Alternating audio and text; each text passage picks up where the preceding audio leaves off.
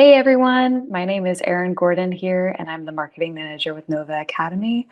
I'm here today with Yuna Otsuki, and we are talking about her experience at the Model G20. Hi Yuna, Hi, how's it going today? it's going great. Great. So we have already started with your name, so please tell us where you're from and what country you're representing at the Model G20. I'm from Tokyo, Japan, and I'm representing the European Union at the Model G20. Excellent. Okay. And what's one fun fact about you? I'm a big fan of potatoes, like I could eat them for every single meal of the day. Oh, wow, really? Mhm.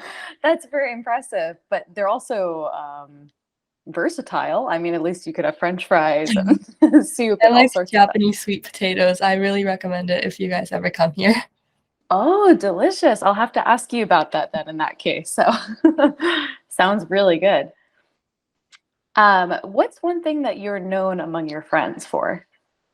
I think they'll all describe me as really creative and because I'm like that one really energetic person in the friend group. Like right now, there's this application thing that I'm making for this program, and everyone normally just sits in front of the camera and talks, but I'm over here like blowing into bins and like singing. So I Oh, think they'll wow. consider me creative.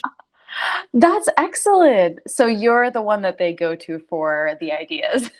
Yes, I'd say so. Awesome. Very nice.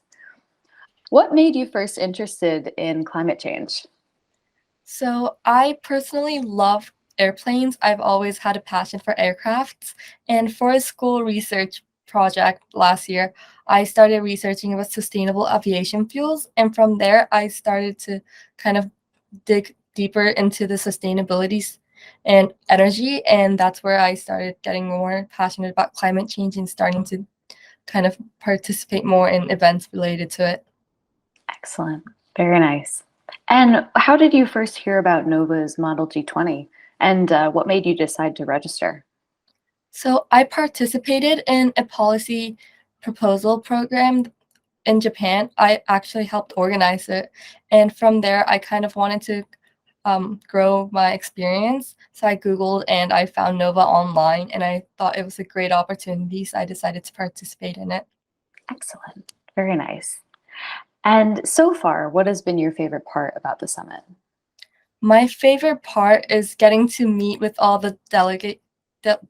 And today at the press conference, I think today was my favorite day so far because from hearing everyone's ideas, I learned about each specific country's needs and characteristics, not just climate change as a whole. So I kind of got a better understanding of what needs to be done for climate change. Absolutely. You're absolutely right about that too. Having all these different, I guess, perspectives on solutions or necessities. As you said, some countries might need certain things while others need something else. So, very cool. Yeah. So, do you feel there are any skills that you've improved so far during the summit? Yes, I think I significantly improved my negotiation skills because Oh, cool. normally I'm the type of person to go with the flow. Like if someone wants to do something, I'll just go along with that. But I guess from this MG20 summit, I was able to kind of express my ideas and tell the other delegations about what our country needs and what we want to do and try to come to a negotiation and compromise for both sides. Perfect. That's excellent.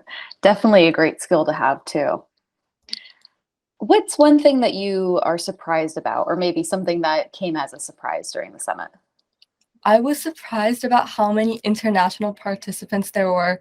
Everyone, like the way everyone talks is different too, and everyone brings different ideas in because they have that different background. So I guess you can kind of see how everyone thinks differently. Like they have different perspectives on the climate change issue from their backgrounds, and it's really interesting to hear about those.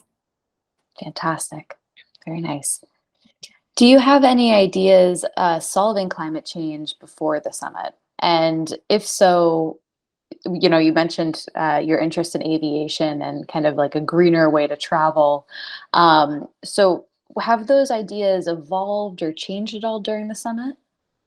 So I learned about the European taxation directive, and turns out Europe had aviation fuels like exempt from the tax rates.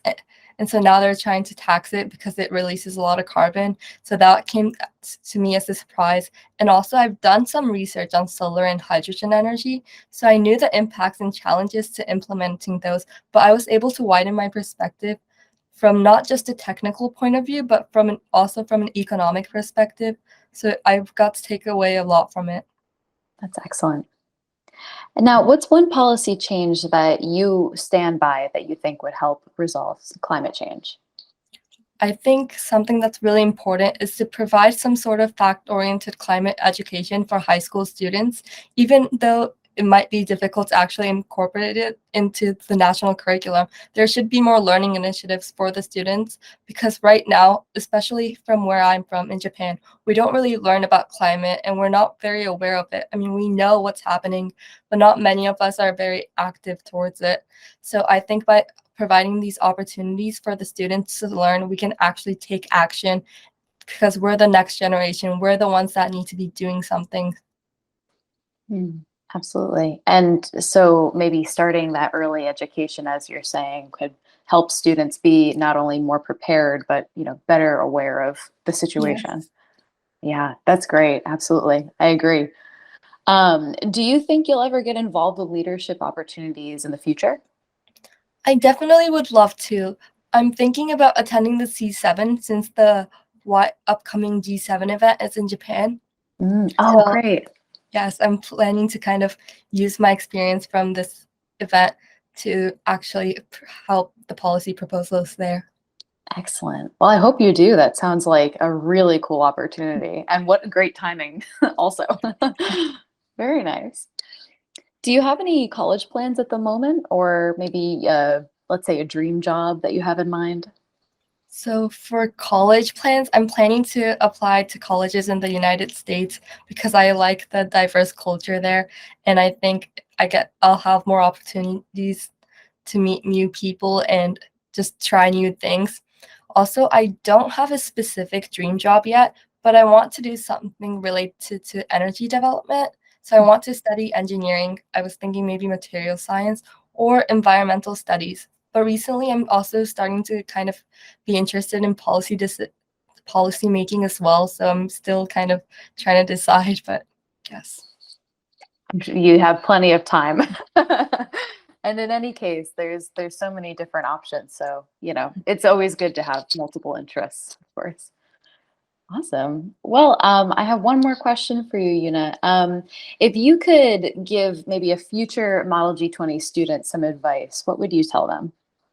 I would just tell them to just have fun.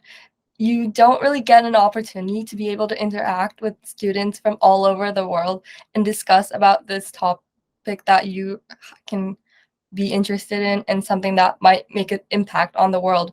So I think the best part is to learn from it and actually apply it to the real world when you have the chance and to actually enjoy it because I think by enjoying it, you that's how you get the most out of it. Yes, absolutely. Yeah. Oh, perfect. Well, thank you again for your time, Yuna. I really appreciate it. I really enjoyed learning about you and your experience so far. And I hope you have a great last day tonight or tomorrow, I think your time, morning. Um, so I hope you have a great last summit night. And if you have any questions for us or need anything, just let us know. Thank you so much. I really enjoyed it too. Perfect. Thanks.